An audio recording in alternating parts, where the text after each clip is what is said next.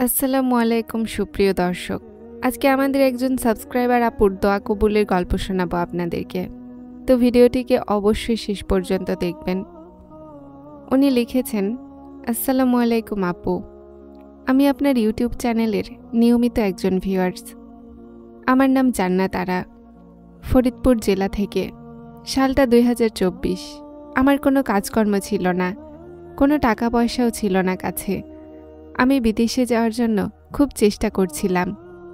নামাজ পড়তাম, আল্লাহর কাছে খুব কেঁদে কেঁদে চাইতাম, আল্লাহ আমার যেন একটা ভিসা হয়ে যায়। তারপর একদিন হঠাৎ করে ইউটিউবে আপনার গল্প দেখতে পাই। আমি খুব মনোযোগ সহকারে গল্প শুনি। তারপর তাহাজ্জুদ নামাজ পড়তে শুরু করলাম।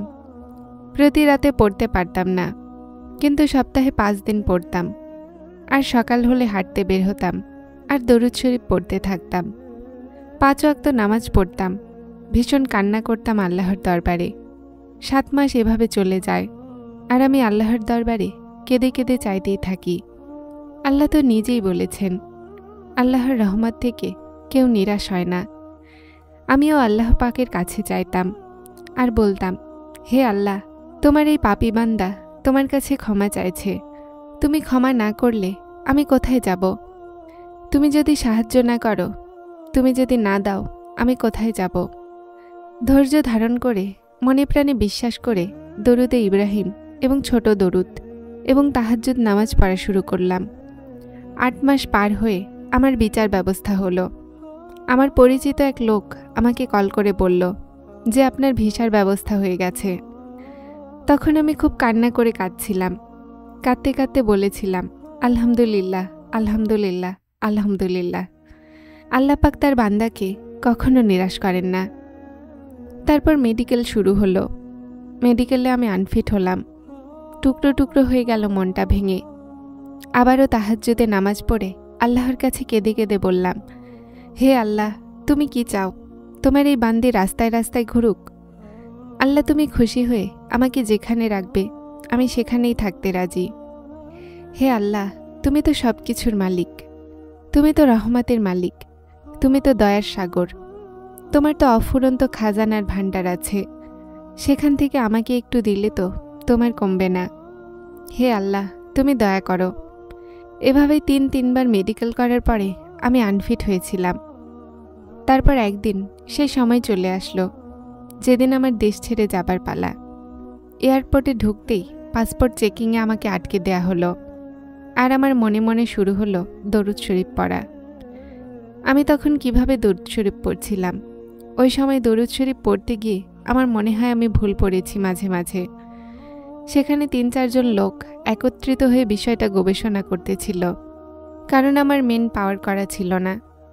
আমি নিঃশব্দে শুধু দরুদ শরীফ পড়ে যাচ্ছিলাম আর মনে মনে ভাবছিলাম, হে আল্লাহ, এখান থেকে যদি আমাকে ফিরে যেতে হয়, বেঁচে থেকেও যেন মরে যাব, এখানেই মরে যাব। তবুও নিরাশ হলাম না, চালিয়ে গেলাম দরুদ শরীফ। তারপর কি হয়ে গেল আমি জানি না। ওনারা আবার পাসপোর্ট আমাকে দিয়ে বলল, যান আপনি ভেতরে চলে যান। তারপর আমি চলে গেলাম বিমানের ভেতর, কারণ আমার অনেক লেট হয়ে গেছিল ততক্ষণে। আমি সবার লাস্টে বিমানে উঠেছিলাম। আল্লাহ, তুমি যা দিয়েছ আমাকে, আলহামদুলিল্লাহ। হাজার শুকরিয়া করলেও আমার তোমার শুকরিয়া আদায় করা হবে না।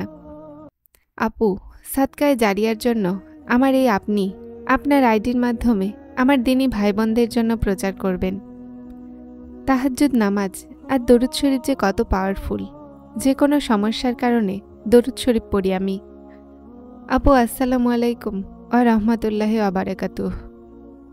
ওয়ালাইকুম আসসালাম প্রিয় বোন। আপনার এই অসম্ভব দোয়া কবুলের গল্পটি আশা করছি আমার সমস্ত সাবস্ক্রাইবার ভাই বোনদেরকে সাহায্য করবে তাদের নিজেদের অসম্ভব দোয়া কবুলের ক্ষেত্রে। আপনি কতটা ধৈর্যশীল এবং মহান আল্লাহ আপনাকে কতটা ধৈর্য দান করেছেন, আপনার এই গল্প পড়ে আমরা সবাই বুঝতে পেরেছি। দোয়া কবুলের ক্ষেত্রে আমি সবসময় বলে থাকি দরুদ শরীফ, ইস্তিগফার এবং তাহাজ্জুদকে আঁকড়ে ধরতে, কারণ এই পৃথিবীতে কোনো চাওয়াই অপূর্ণ থাকবে না যদি মহান আল্লাহ চান। এবং তাহাজ্জুদ এমন একটা জায়গা যেখানে 99% দোয়া কবুল হয় এবং হবেই ইনশাআল্লাহ। তাহাজ্জুদের প্রতিটা দোয়া কবুল হয়। যারা নিয়মিত তাহাজ্জুদ নামাজ আদায় করেন তারা এই কথাটা বুঝতে পারবেন। আর যারা তাহাজ্জুদ নামাজ কখনোই পড়েননি তারা এই ব্যাপারটা কখনো বুঝবেন না। তাহাজ্জুদ কতটা শক্তিশালী আপনি 1 সপ্তাহ তাহাজ্জুদ একবার পড়ে দেখেন। যদি জীবনে না পড়ে থাকেন অন্ততপক্ষে 1 সপ্তাহ তাহাজ্জুদ নিয়মিত পড়বেন এবং প্রতিদিন আপনারা ইস্তেগফার অর্থাৎ আস্তাগফিরুল্লাহ 3000 বার পড়ার চেষ্টা করবেন। এর থেকে যদি কেউ কমও পড়তে পারেন তাহলে 1000 বার পড়ার চেষ্টা করুন নিয়মিত। এবং দরুদ শরীফের ক্ষেত্রে দরুদে ইব্রাহিম এবং ছোট দরুদকে আঁকড়ে ধরুন। ইনশাআল্লাহ আপনাদের সমস্ত দোয়া আমি আশা করছি কবুল হবে। যদি আপনাদের চাওয়া নেক হয় অবশ্যই আপনাদের দোয়া মহান আল্লাহ তাআলা কবুল করবেন। আজকে যে সাবস্ক্রাইবার আপুটির দোয়া কবুলের গল্পটা আমি আপনাদেরকে শোনালাম, উনি একবার বিদেশে গিয়েছিলেন এবং উনি বর্তমানে বাংলাদেশে আছেন। আবার উনি বিদেশে যাওয়ার ট্রাই করছেন। তো মহান আল্লাহ তার যেন সমস্ত মনের আশা কবুল করেন এবং আমাদেরও মনের অসম্ভব চাওয়াগুলোকে যেন মহান আল্লাহ তাআলা অবশ্যই খুব জলদি কবুল করেন। আজকের ভিডিওটি এখানেই শেষ করছি। সবাই ভালো থাকবেন। আল্লাহ হাফেজ। আসসালামু আলাইকুম।